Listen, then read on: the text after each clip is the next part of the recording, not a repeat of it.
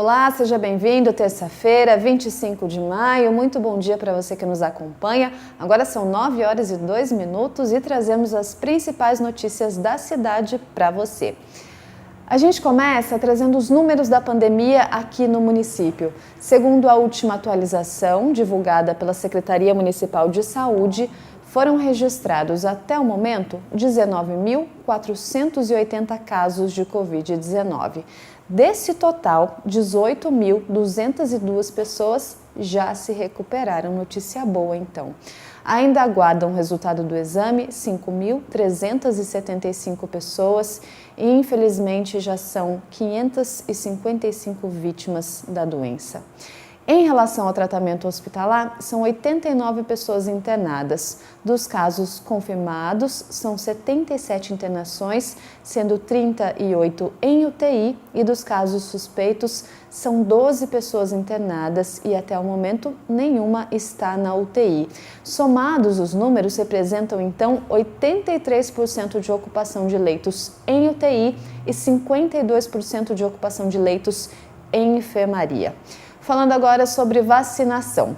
Já foram, então, 82.671 doses aplicadas, ou seja, 23,82% da população tomou a primeira dose da vacina e outros 11,29% tomaram, então, as duas doses, significa, então, que estão imunizados. Lembrando que esses dados são atualizados diariamente e você confere sempre aqui na TV Câmara e também nos canais oficiais da Prefeitura Municipal, claro, para ficar atento sobre tudo que acontece relacionado à pandemia.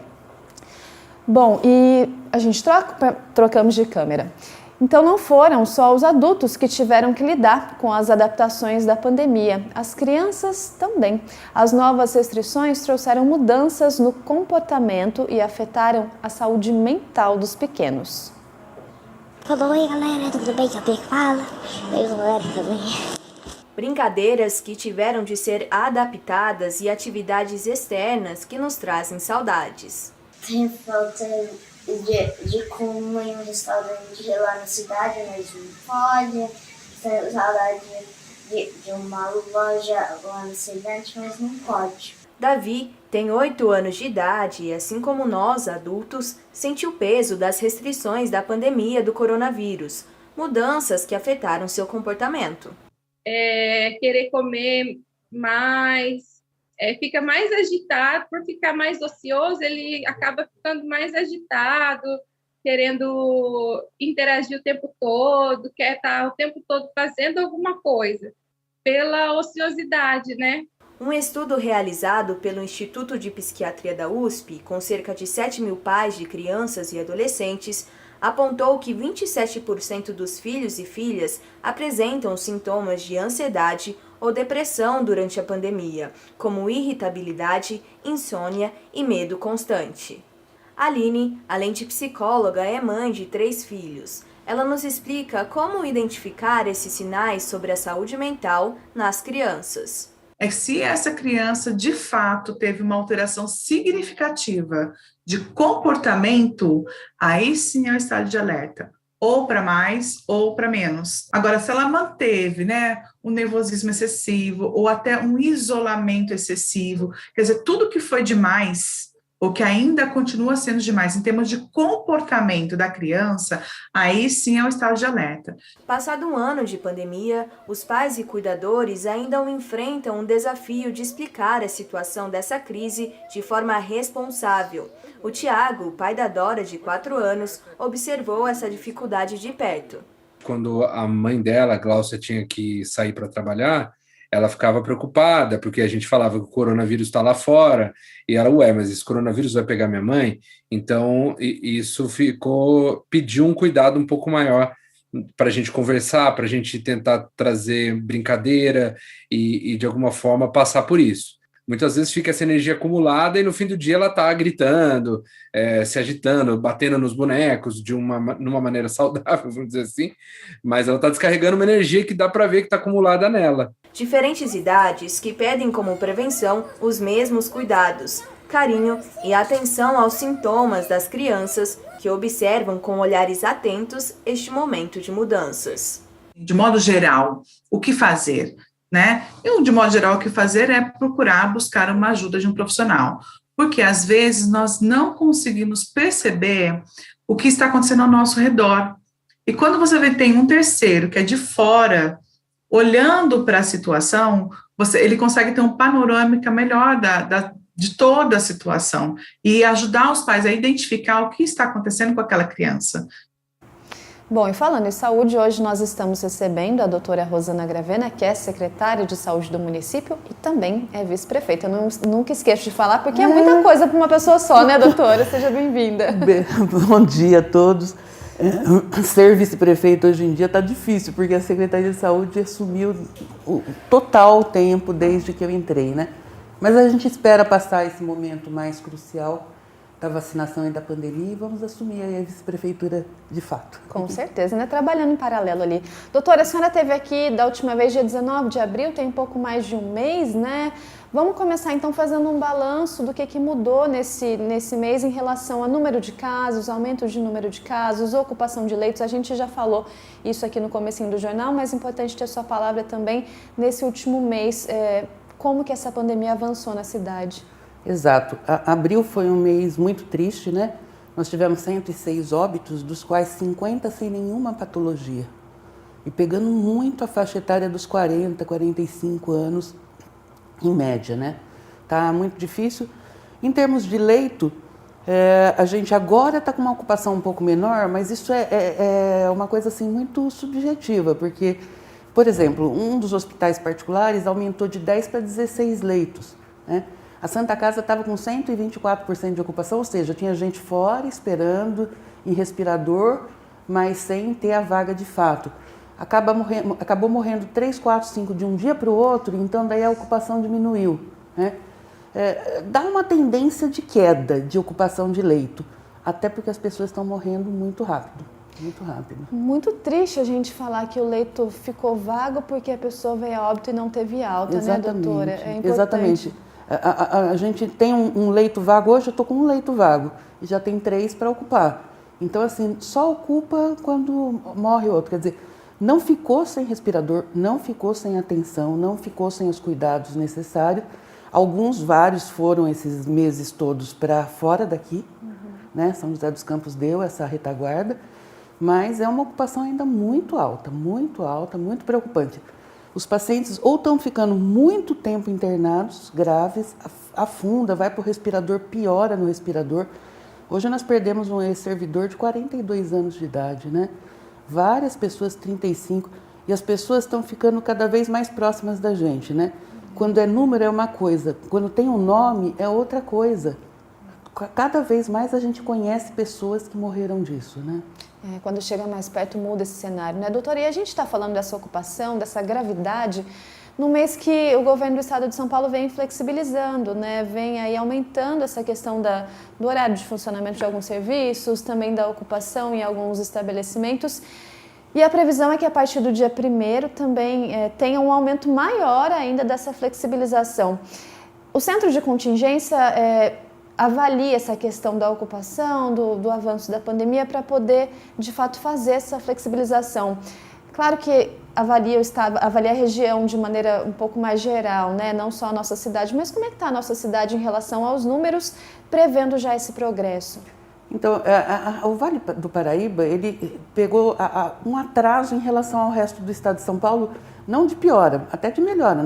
Quando todo mundo estava ruim, a gente estava bem, né? De repente, chega aqui, é cíclico mesmo isso, né? E assim, as pessoas estão muito cansadas e muito sem dinheiro, o comércio tem que rodar. Nós tivemos 2 fases, na realidade. A primeira fase, que todo mundo falava, para que fechar? Não está acontecendo nada. Nós fechamos a primeira fase para arrumar condições de ter leitos, né? Realmente, não morria muita gente naquela época. Todo mundo falava, besteira. Isso um ano atrás, né, que a senhora está falando. É uma gripinha, né? Então, mas ficou muito tempo fechado para a gente arrumar respirador, para a gente comprar insumos, não tinha no país, para arrumar novos leitos de Covid, né? Então foi essa fase, aí passou um tempo, as pessoas começaram a ter problemas financeiros, não conseguir sustentar suas famílias e piorou a pandemia, daí teve que fechar de novo, aí com critério.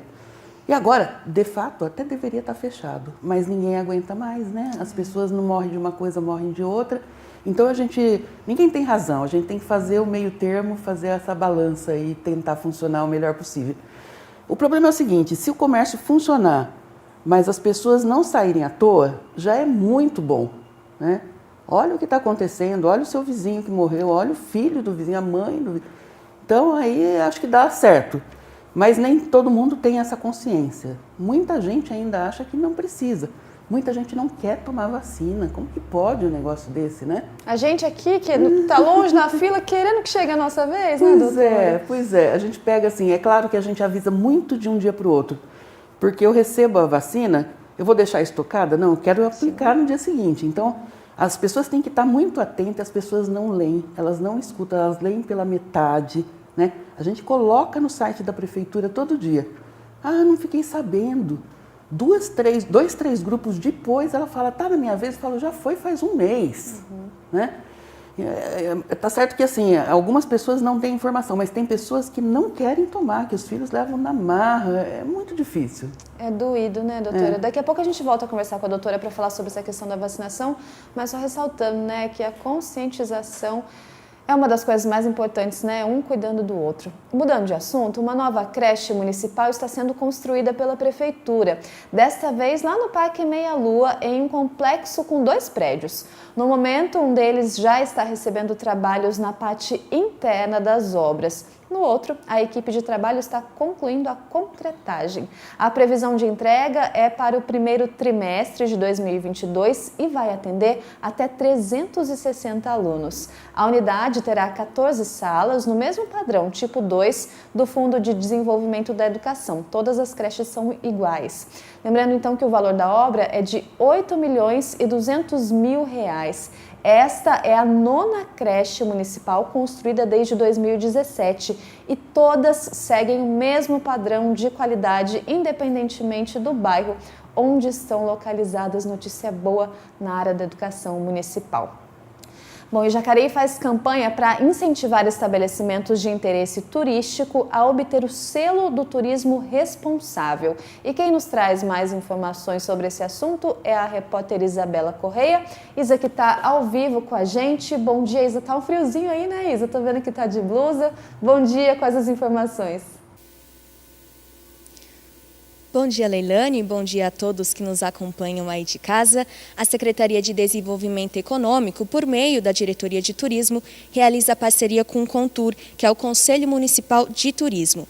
Em conjunto, eles estão realizando uma campanha de incentivo para estabelecimentos e prestadores de serviços turísticos obter o Cadastur, que é o Cadastro de Prestadores de Serviços Turísticos, e também obter o selo de turismo responsável. Desde 2017, a cidade vem trabalhando para posicionar o turismo como um fator de desenvolvimento econômico.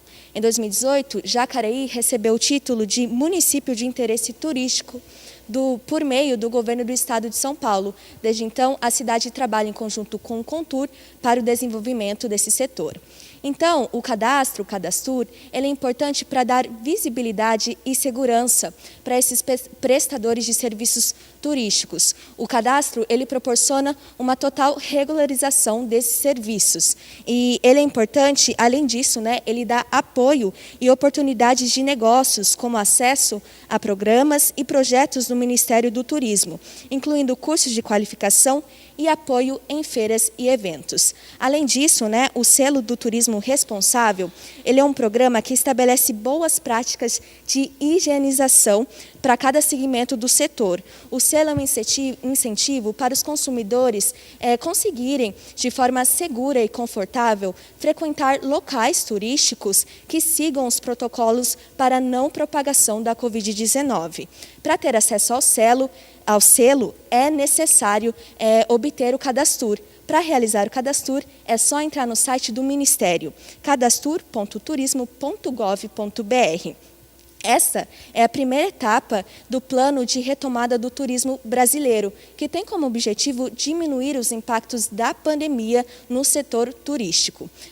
Para dúvidas, para tirar dúvidas, basta ligar no telefone de Diretoria de Turismo aqui de Jacareí, no telefone 3955-9177, ou mandar mensagem no turismo@jacareí.sp.gov.br.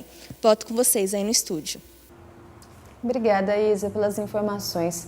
E a fim de diminuir o descarte incorreto de lixo, um projeto de lei complementar do vereador Rodrigo Salomão altera a redação dos artigos do Código de Normas, Posturas e Instalações Municipais. Lixo fora do lugar, mato alto em terrenos particulares. Essa é uma realidade em diferentes bairros de Jacareí. Para este morador do Parque Meia Lua, o descarte incorreto de lixo prejudica toda a população. Olha, no meu ponto de vista, é bem ruim, né? Falta de pessoas capacitadas para organizar mais. E falta consciência da população também. Exatamente, a consciência de cada um, de cada morador, né? Colocar o seu lixinho, varrer a sua frente, colocar no saquinho, colocar na sua lixeira, na frente da sua casa, para facilitar para os rapazes da coleta retirar, né? O subprefeito do bairro afirma que um dos maiores desafios da região é o descarte incorreto de entulhos. O nosso maior desafio é a limpeza do bairro e principalmente entulho. Então eu quero pedir também com essa gravação a colaboração dos moradores, que descarte no lugar correto, que nos leve e ajude nós a estar cuidando do nosso bairro e da nossa cidade de Jacareí, porque é muito entulho. A fim de orientar a população quanto ao descarte incorreto de lixo e à limpeza da cidade, o vereador Rodrigo Salomão protocolou aqui na Câmara Municipal um projeto de lei complementar que altera a redação do Código de Normas, Posturas e Instalações Municipais. Essa lei foi construída com todos os servidores, com quem está na linha de frente, quem faz essas autuações, com a Secretaria de Meio Ambiente, com o governo, em diversas áreas, com o jurídico, para que a gente conseguisse ter êxito em cima daquilo que propõe esse projeto de lei. As pessoas sabem que descartar entulho no terreno dos outros, nas vias, é contra a lei e é um problema até de saúde pública. Então você traz animais peçonhentos, traz doenças. Então, primeiro, a gente tem que parar de transferir responsabilidade. Primeiro a gente tem que fazer a nossa parte e aí sim, junto, cobrar do poder público. A alteração será feita na redação dos artigos 41, 42 e 43 da Lei Complementar número 68 de 2008.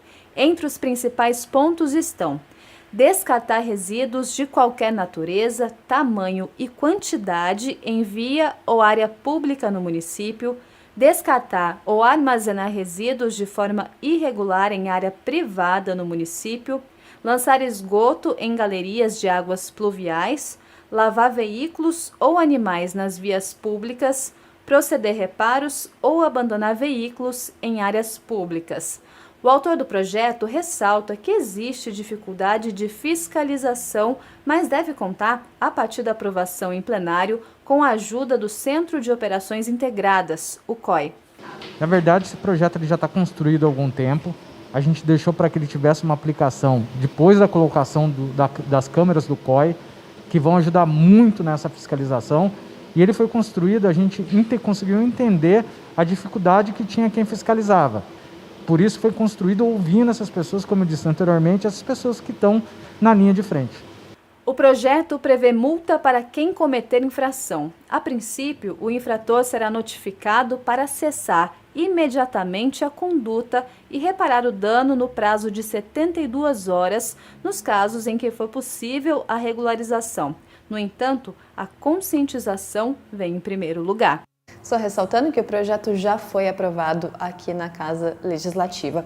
E a gente volta então para conversar aqui com a doutora Rosana Gravena. Doutora, vacinação, né? Vamos falar um pouquinho da dificuldade. Eu acho que não mudou isso nesse último mês, que a grande dificuldade ainda é a quantidade de doses que chegam para o município. Continua ainda essa dificuldade?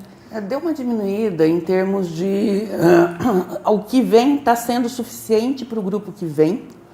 E o governo fala que vai vir naquele dia, está vindo, né? Não sei se vai continuar assim, porque com a história da China não mandar os insumos no tempo certo, as duas grandes empresas que fabricam vacina no Brasil, o Butantan e a Fiocruz, pararam a fabricação. Então esse vácuo de 15, 20 dias, que graças a Deus parece estar sendo suprido, vão dar alguma diferença aí daqui para frente, eu acho. Agora, uma dúvida que chegou pra gente aqui. A pessoa testou positivo um dia antes de tomar a vacina. Estava lá no grupo, estava sonhando com a vacina. Poxa, amanhã é meu dia de tomar vacina, mas tive um imprevisto, né? Não necessariamente seja Covid, mas testou positivo para Covid. Isolamento é essencial. Essa pessoa vai poder tomar a vacina depois, doutora? Vai sim, mesmo que seja a data dela e mesmo aquelas que perderam a data, né? Não viram, não souberam, não estão tão antenadas com as notícias, né? Ela pode tomar no próximo grupo que tiver a vacina que for do grupo dela.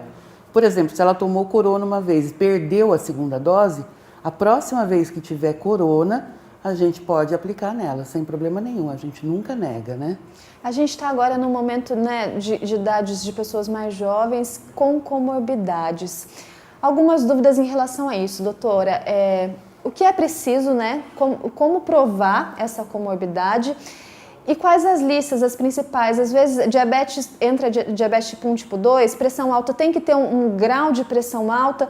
Como saber se eu que tenho comorbidade, né, um exemplo, claro, posso entrar nesse grupo, posso ser vacinado? Diabetes, por exemplo, qualquer tipo de diabetes pode ser vacinado, né? A hipertensão tem uma regra do Ministério da Saúde de ser uma hipertensão mais grave e tal. A gente não tem feito grandes restrições, ele fala 4 medicamentos. Às vezes tem um medicamento, porque na nossa equipe tem 3 médicos, inclusive um que é UTIsta, né? Então ele tem esse nível de consciência, que é cardiologista também. Então a gente, por exemplo, uma medicação de hipertensão, às vezes uma é mais forte que 3. Você entendeu? Então tem que ter esse bom senso, essa flexibilidade para saber que essa pessoa que está tomando, por exemplo, uma valsartana, que é uma medicação de última geração, ela tomava captopril, não resolvia, ela tomava hidroclorotiazida com captopril, não resolvia, ela tomava amlodipina junto, não resolvia, e um só consegue cumprir todos esses, né? Então a gente tem que fazer uma avaliação caso a caso mesmo. A norma do Ministério é a hipertensão grave, né? E nesse último mês, nessa última semana, entrou os neurológicos que não estavam. AVC, né, a pessoa com Parkinson, a pessoa com convulsão, né? E como saber, doutora, porque às vezes, né, essa questão da falta de informação, se eu for até uma unidade básica de saúde, ligar no 156, tem uma equipe que pode oferecer essa orientação? Exato. A gente fala para trazer tudo que tem, a receita, o laudo do médico, exames, né? Porque isso, às vezes, tem que ser avaliado na hora mesmo, caso a caso, né? Mas se ela quiser se antecipar, ligar no 156 para não perder viagem, aí as pessoas podem orientar um pouco melhor. Perfeito, então fica a dica aí, né, de consultar antes de ir, caso você não queira perder viagem, as unidades básicas de saúde ou também o telefone 156. Nós vamos para o intervalo rapidinho, daqui a pouco a gente volta para conversar mais com a secretária de saúde, a doutora Rosana Gravena. Até já!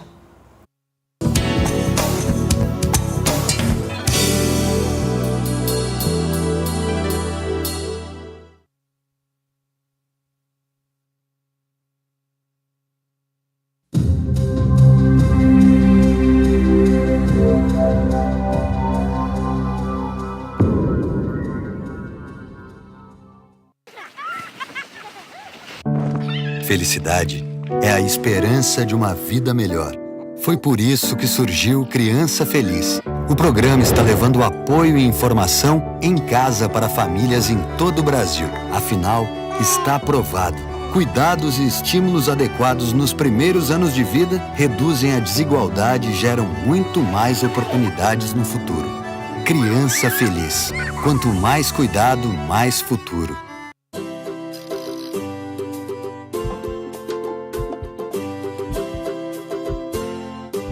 Orientações de segurança para os ciclistas.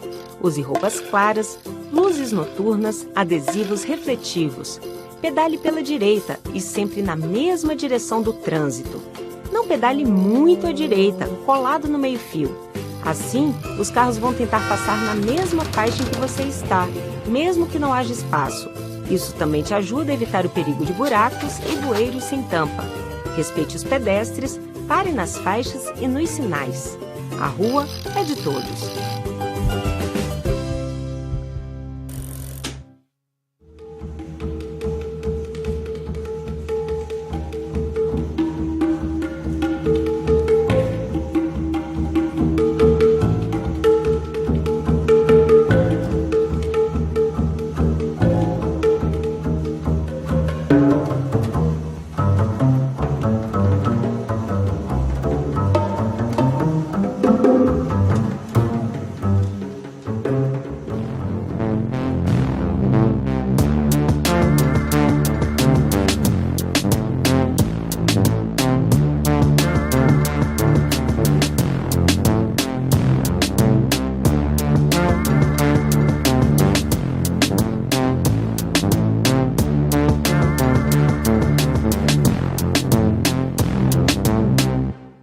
O ciclista e o trânsito.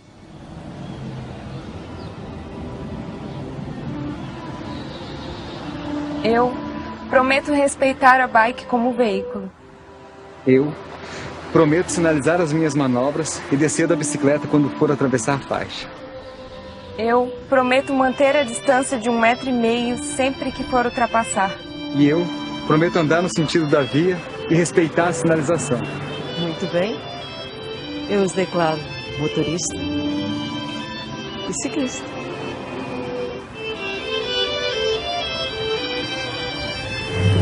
A vida passa pelo trânsito. Detran, Governo de Brasília.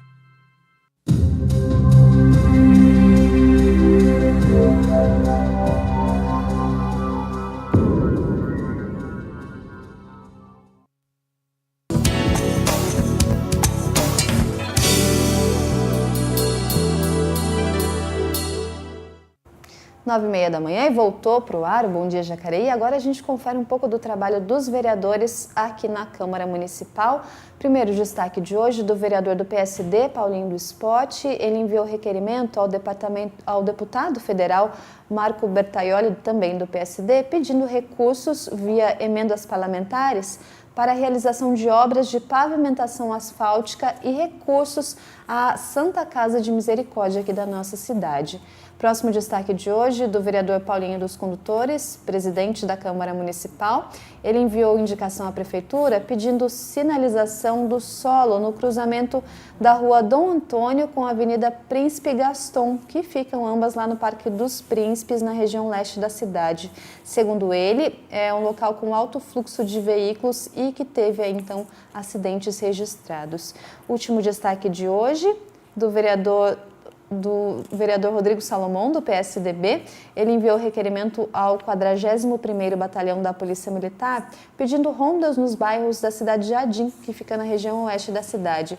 Segundo ele, moradores reclamam que a falta de rondas e a má iluminação tem aumentado a sensação de insegurança nas ruas.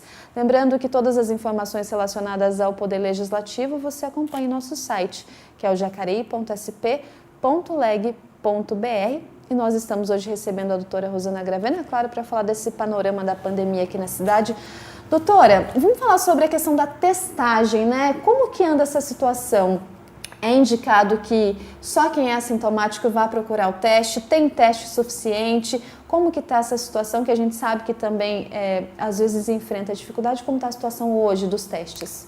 Então, o teste mais importante, o mais fiel, é o que a gente faz na URC, né? Padrão ouro, ele fica pronto, já chegou a 15 dias, hoje 5 dias, né? Ele dá uma segurança bem grande, né? Tem os testes rápidos também, né? Que a gente tem aqui no posto de testagem, teria que estar no 8º dia de sintoma. O teste que a gente faz na URC é o 3º dia, então ele demora mais para ficar pronto, mas ele acaba tendo um resultado muito mais fiel. E agora, ontem eu participei com o governo do estado, com o secretário estadual de saúde, uma coletiva com vários prefeitos do estado de São Paulo, falando de um novo teste que fica pronto rapidamente. Ele não é o padrão ouro, ele tem 96% de uma certa segurança, mas pensando que a população está mais na rua, mais exposta, para saber mais rápido e com os que têm sintoma com teste positivo, isolar para evitar a contaminação. O governo do estado vai disponibilizar R$1 milhão para esses testes para o estado todo, né? 1 milhão de testes, desculpa. A gente não sabe exatamente quanto vem para cá, a gente sabe que tudo que vem é insuficiente e o resto os municípios vão ter que comprar. Não sei ainda se a gente vai comprar, acabei de passar na reunião, né? O prefeito não pôde estar na reunião, eu estive representando. É um teste importante, o problema é que os municípios todos, sem exceção, estão quebrados financeiramente, né? Quanto que a gente vai ter que gastar disso, vai ter que fazer todo um cálculo aí. Nós pedimos para o governo do estado fazer uma compra única, porque aí o custo diminui, né? Então, vamos ver, vamos fazer um protocolo para isso, não vai ser assim, quem quer fazer faz e acabou, porque nada é assim. O dinheiro é finito, temos que usá-lo da melhor maneira possível. Algumas cidades fizeram testes da cidade inteira. Isso, de uma certa maneira, não resolve, porque na semana seguinte a pessoa pode estar contaminada. Fez da cidade toda, sabe quem está. E a semana seguinte, quem está? A pessoa viaja, vai para outros lugares. Se fosse um lugar fechado, uma ilha, né? Ok, né? Mas não funciona assim, né? Não. Ainda mais a gente que está aqui numa região, São José dos Campos está do ladinho, a gente tem Alto Tietê, aqui Guararema, tem esse fluxo, é inevitável. Agora, doutora, só uma dica, né? Na verdade, para quem está em casa assistindo, teve contato com alguém que teve Covid, é importante fazer o teste, é importante tentar lhe manter pelo menos uns dias de isolamento. E essa questão do isolamento, né, doutora, ela continua sendo fundamental? Exatamente. Antes, a gente fazia 14 dias de isolamento, né? Quando meu filho teve, eu tive que ficar afastada, não tomei posse, não tomei posse por isso, né? Eu sem sintoma nenhum, ele também. Ele só atestou alguns dias depois que teve contato com a colega de serviço, né, que trabalha ao lado, que estava positivo. A gente fala para ficar isolado sim, né? Ficar 10 dias isolado, agora é 10, né? Para garantir que a pessoa não tenha, né? Então, se um tem, o outro tem que isolar e contar que teve. Porque tem gente que não tem pouquíssimo sintoma, não quer perder o trabalho e contamina todo mundo. Às vezes aquela pessoa não vai ter um quadro grave, mas vai matar alguém, né? Certo? Tem essa questão da culpa também, doutora? Eu tô com Covid, não vou falar para todo mundo que eu tive contato porque eu tô me sentindo mal. Tem que deixar isso de lado, essa barreira, né? Avisa, tive contato. Doutora, eu testei positivo, a gente teve contato no Bom Dia Jacareí, então fica atenta. É importante essa rede de contato? Claro, nós estamos fechados aqui. Se eu tiver, eu tenho que contar para você. É minha obrigação, senão eu não durmo mais, né? Sim. Acho que a consciência tem que ser ao contrário. Exatamente. As pessoas têm sim essa história da vergonha. Lembra a história da lepra, né? Nós até mudamos o nome da doença, mal de Hansen, hoje em dia a gente fala, porque ficou uma coisa estigmatizada na população. Não pode chegar perto. E pode, né? Então a pessoa tem essa mania. Antigamente morria de câncer e não podia contar para ninguém, porque câncer era assim, é uma coisa negra, né? Não pode, não é assim. É um fantasma. Não é um fantasma. Né? Todo mundo pode ter, e todo mundo pode ter Covid. Não tem quem não conheça meia dúzia de pessoas que tiveram, né? Não, sorte quem ainda não teve, né? Eu pretendo continuar nessa lista aí de quem não teve ainda, mas se tiver, é claro, importante a gente avisar, a gente cuidar um do outro, é sempre essa questão de empatia. Bom, o Instituto de Pesquisa Econômica Aplicada, o IPEA, revisou a previsão para a inflação oficial do país, que é medida pelo Índice de Preços ao Consumidor Amplo, que é o IPCA, neste ano. Segundo o Instituto, a taxa deve fechar o ano em 5,3%. A estimativa divulgada ontem é superior à previsão anterior, que era de 4,6%. Segundo o IPEA, nos últimos meses, houve mudança nos fatores de pressão sobre a inflação brasileira. Atualmente, o principal impacto na alta de preços vem dos itens monitorados, ou seja, produtos como gasolina, gás de botijão e também medicamentos. A inflação pesando no bolso do brasileiro. Bom, e hoje o Serviço Autônomo de Água e Esgoto, o SAI, vai realizar obras no bairro Rio Abaixo. E com isso tem um alerta para os moradores. E quem nos traz mais detalhes é a jornalista Nayara Francesco. Nay, bom dia para você. Por favor, quais as informações?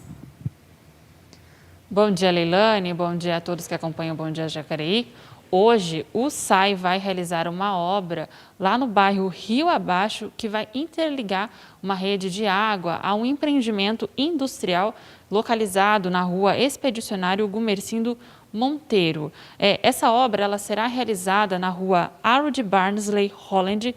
Já começou agora às 8 horas da manhã e vai aí até às 3 horas da tarde, com previsão de interrupção do abastecimento de água. Então, atenção aos moradores do Rio Abaixo, até às 3 horas da tarde pode ser que falte água no bairro.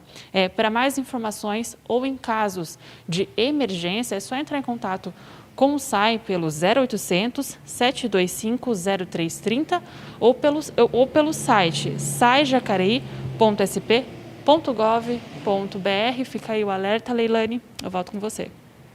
Muito obrigada, Nay, pelas informações. E o INSS começa a pagar hoje a primeira parcela do 13º salário para aposentados e pensionistas. O pagamento, que em geral costuma ocorrer em julho, foi antecipado novamente neste ano por conta da pandemia.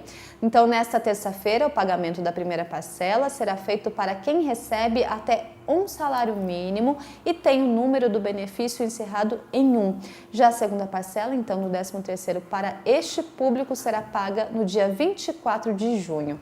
Com a antecipação do benefício natalino, a folha total de pagamentos de maio, do mês de maio, do INSS vai injetar 76,3 bilhões de reais na economia. Lembrando que tem direito ao benefício quem, durante o ano, recebeu aposentadoria, pensão por morte, auxílio-doença, auxílio-acidente ou auxílio-reclusão.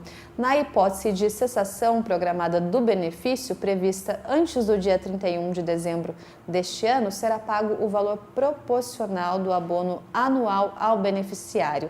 Lembrando que o calendário segue respeitando sempre o número final do benefício, então primeira parcela paga a partir de hoje. Doutora, vamos falar um pouquinho sobre a vacinação de grávidas e puérperas aqui em Jacareí. Essa semana toda tem sido feita uma campanha específica, né, para esse grupo. Como que anda, então, a adesão? Então, na realidade, nós fizemos já semana passada, de segunda a quinta-feira, né? Nós temos um cálculo de 450 pessoas nessa faixa de gravidez e puérperas, né, quem acabou de ganhar o neném até 45 dias, e vacinamos apenas 87. Isso dá 19% da população, por isso abrimos mais essa semana, de segunda a quinta, na unidade básica central, né, para vacinar as gestantes e chamar as gestantes pelo risco que elas têm. Com uma imunidade muito mais baixa, grávida, quando tem o bebê, perde sangue, fica mais baixo ainda, né, e o risco dela é muito maior e pior ainda, de passar para o bebê, né, já tivemos óbito em recém-nascido, né? Então, protegeu a si e ao bebê. Aí a campanha está aí, né? Tanta gente querendo vacinar, então essa semana toda a campanha então reforçada aí para grávidas e também puérperas. Doutora, pra gente... E ela com Coronavac, desculpa, imagina. Com Coronavac, que é importante, né? Teve aquela história da AstraZeneca que nós orientamos pelo Ministério da Saúde. Nós fizemos a AstraZeneca, o governo do estado também orientou isso, e teve algum problema aí no Brasil e aí eles suspenderam, né? Então, agora é Coronavac, então não tem risco algum, é uma vacina muito tranquila, né?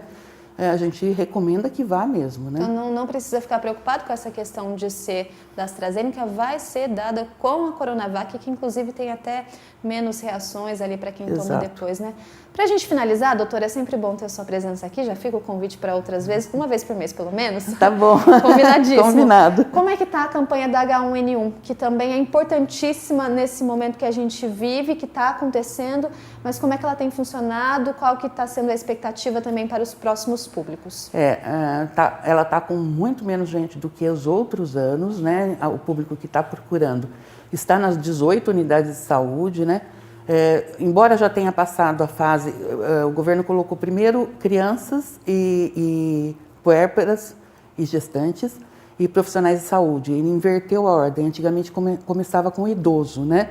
Justamente porque o idoso estava tomando a vacina do corona, né? E tem que ter 15 dias entre uma e outra. A procura foi pouca, a gente tem 45%, 46% desse público, inclusive profissionais de saúde, 33%. Isso é muito baixo. As pessoas vão deixar de morrer de uma coisa, morrer de influenza, né? Que já tem vacina faz tempo, né, Pois doutora? E tem 5 anos que está diminuindo imensamente o número de óbitos por isso, porque tem vacina, não é porque não tem vacina, né? Entendeu? Então tem sobrando, as pessoas têm que ir nas unidades, está em todas as unidades, próximo da sua casa, não tem lógica. Qual que é o grupo que está sendo vacinado agora, doutora? Agora começou idoso, agora as filinhas já estão aumentando, porque o idoso sempre é o público que vai mais, né? O ano passado nós vacinamos em casa, a estrutura da Secretaria de Saúde hoje é impossível vacinar todo mundo em casa, só os acamados e domiciliados, né? Porque a gente está com a equipe toda fazendo Covid, então a gente está se desdobrando para fazer as duas coisas, né? Por favor, venham, né? É isso, doutora, obrigada mais uma vez pela sua participação. Foi um prazer, Leilane, estamos às ordens sempre. Uma vez por mês eu venho. Então, combinadíssimo, já está marcado aqui. Gente, só reforçando a importância de checar os canais oficiais de comunicação da Prefeitura.